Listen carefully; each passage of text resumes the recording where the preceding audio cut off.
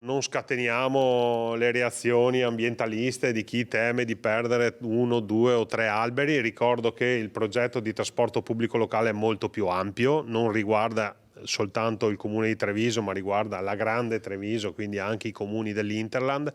Ogni giorno arrivano in città un numero importantissimo di cittadini, lavoratori, turisti che oggi non prendono il trasporto pubblico proprio per le motivazioni che vi ho detto prima.